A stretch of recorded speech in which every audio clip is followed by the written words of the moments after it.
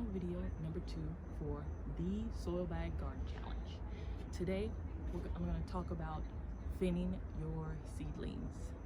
And if you already have sprouts, that's awesome. So exciting.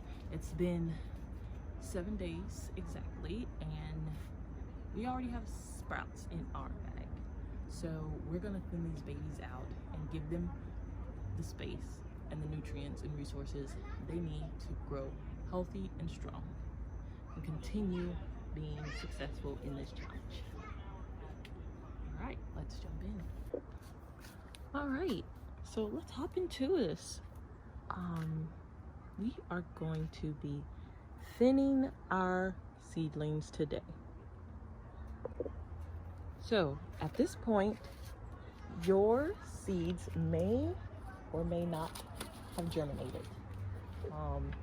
It's video 2, so it's only been a week, which is exactly 7 days since we started these soil bags.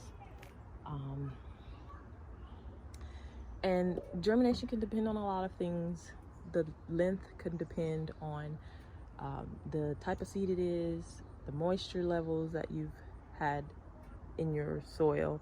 If it's been consistent, then they're more likely to germinate faster, and the humidity level that you've had with your soil bags. Humidity also helps retain the moisture for the seed to sprout. If you haven't seen any sprouts just yet, don't get too worked up about it. It's still really early, and I'm gonna say give it another week at least,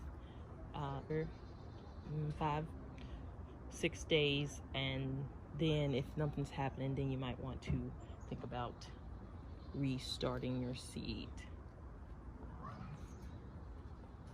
But I do want to show you guys how to do this.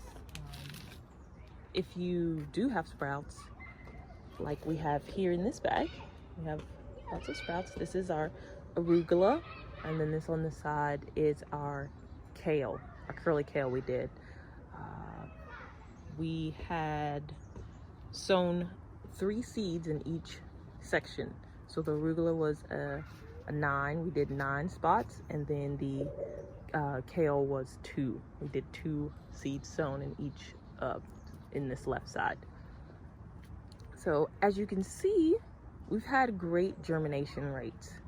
I have 2 sprouts, little seedlings in this section for the curly kale, which I put 3 seeds in, and this one I have 3 sprouts. If you can see that, I'll zoom in a little bit. You can see right there, there's 3, 1, 2, and 3. So all of those seeds actually germinated in that hole. Only 2 seeds germinated in this hole.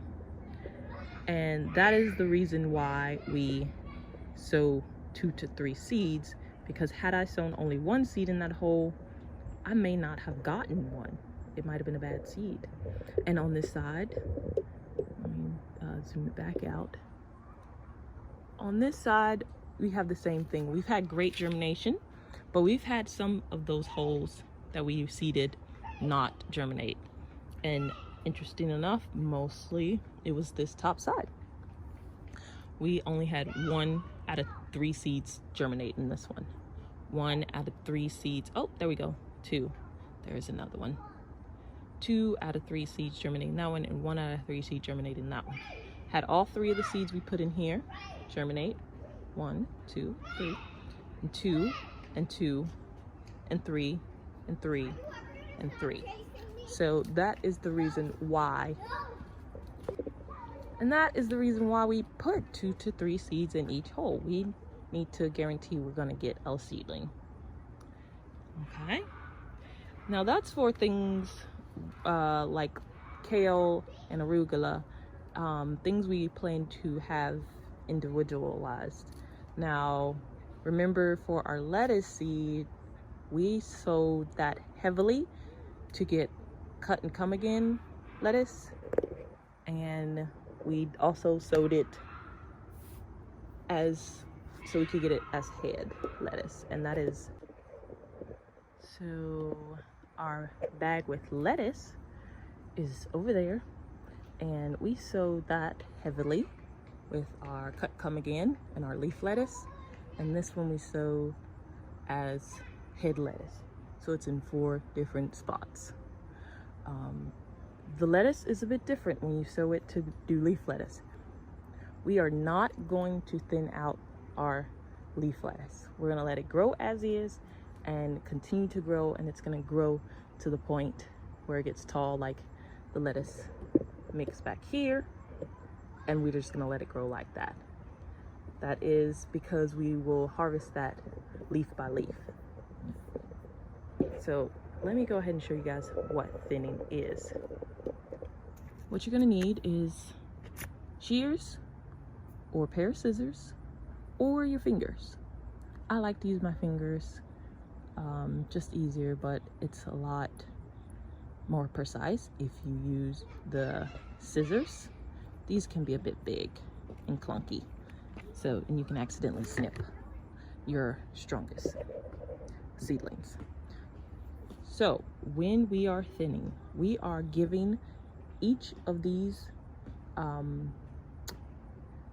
seedlings the space that they need to fully develop and get access to all of the nutrients that they need themselves. So we can't have 3 in one area like this because they all will take up nutrients, and we want one to get all of the nutrients that it needs right there. So I'm going to decide which one I think is the strongest. I'm gonna keep this one right here, and I'm going to just snip the other 2 at soil level. And number 2, snip. So we've thinned that area out. And I'm gonna do that for each one of these 9 sections. This one already has 1 in it, so I don't have to thin that one out. This one has 1 that's going well and a late sprout. I will probably just leave that in and let it continue going. I will leave this one because it only has 1.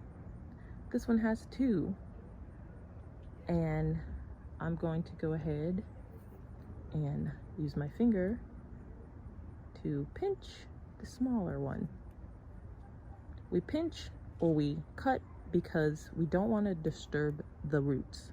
If you pull it out of the soil, there's a possibility that you might disturb the roots of the plant that you want to stay in and stay strong.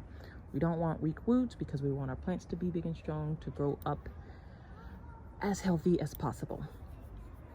There's also ways, I'm sure you've seen, to thin your plants out without decimating them, actually snipping them off.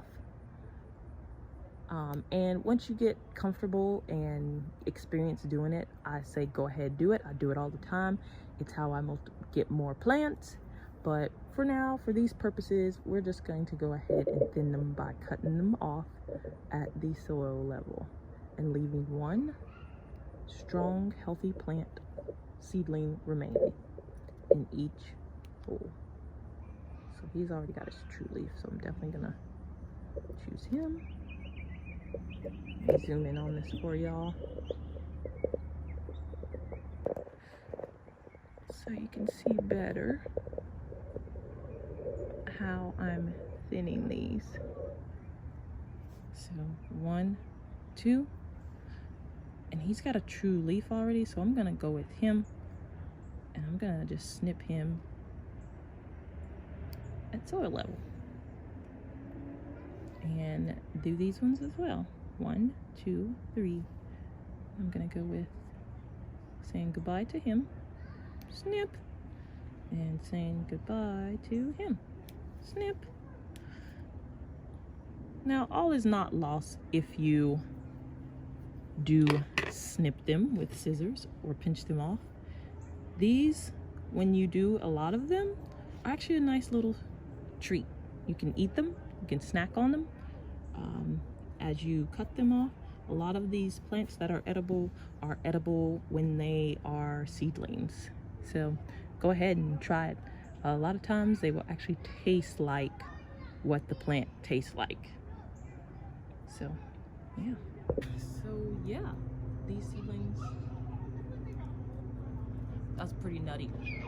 And almost starting to be spicy already.